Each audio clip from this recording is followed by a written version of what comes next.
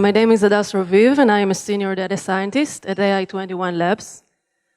I'm very passionate about natural language understanding and natural language generation, and I have been working on related topics in the last 13 years.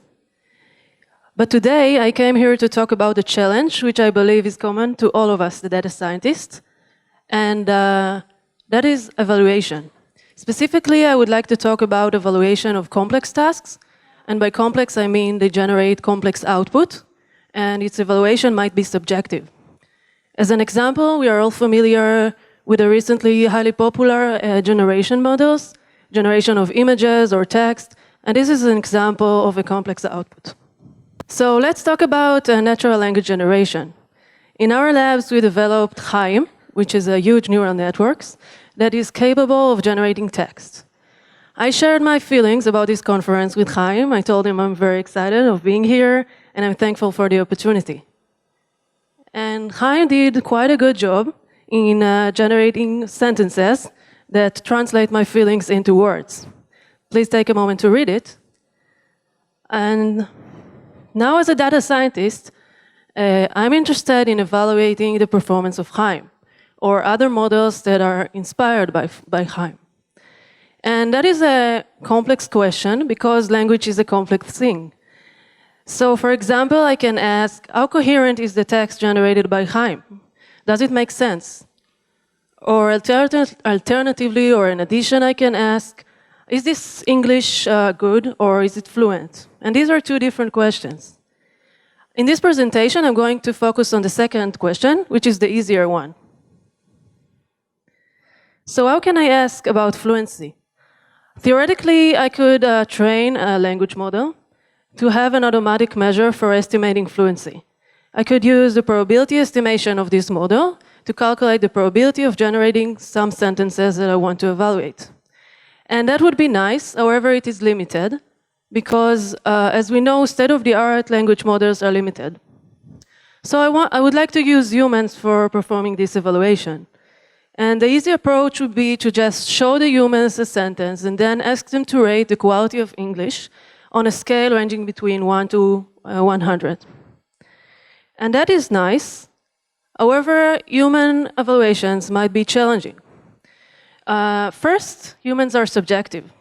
So two different people might give different scores if they see the same sentence.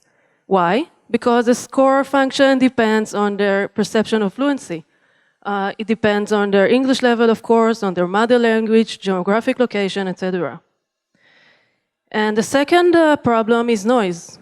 If you ever worked with Mechanical Turk, you probably know that it's full of bots that try to make bad use of our money.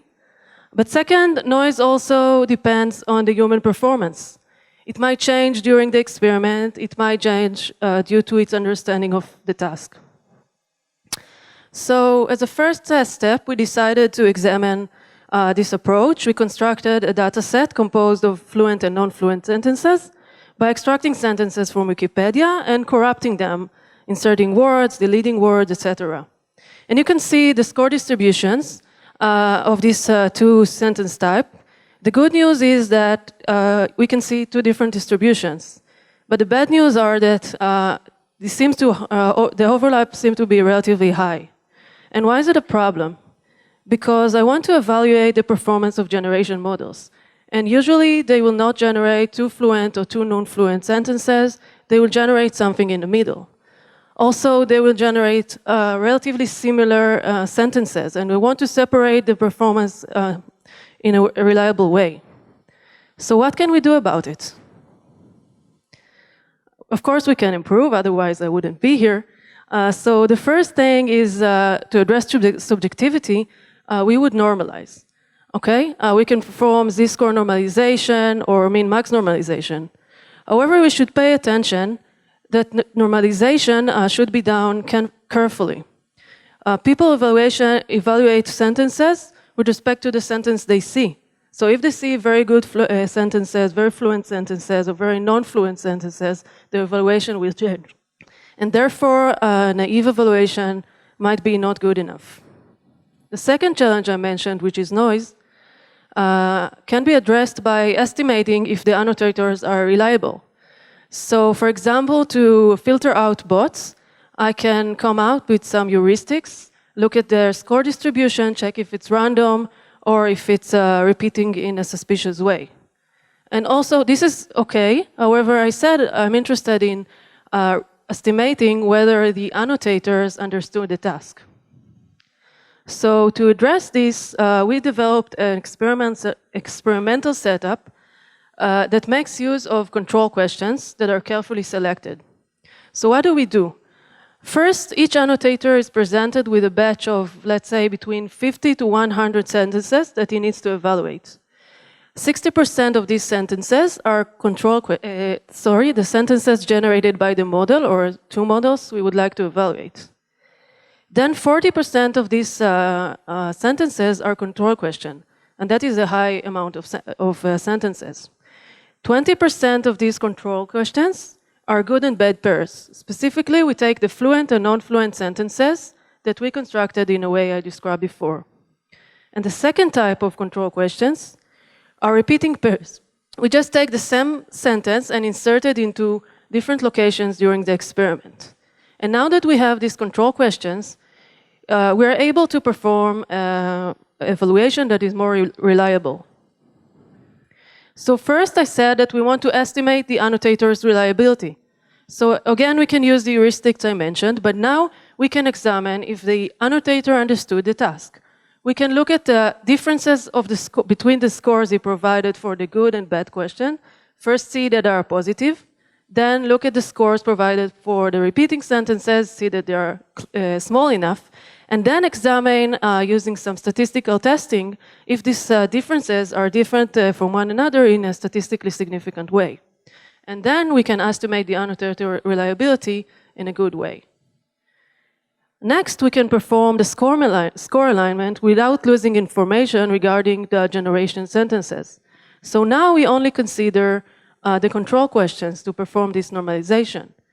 Specifically, we look at the average score provided for the good questions and the average score provided for the bad questions, the non-fluent questions, and we perform some kind of z-normalization using these average scores and their differences. And now you can take a look at the results we get when using our approach for the fluent and non-fluent sentences. We get two different distributions and the noise level is reduced dramatically. So I want to conclude by getting back to the point I started with, and that is we wanted to evaluate the performance of the different generation models. And this was very noisy. However, using our protocol and our experimental setup, we were able to test many high variations and to improve their performance dramatically by reducing the amount of noise. Now, I want to note that this approach might seem expensive because we waste a lot of money for these control questions. However, it is cost effective because at the end we get a reliable estimation of our models.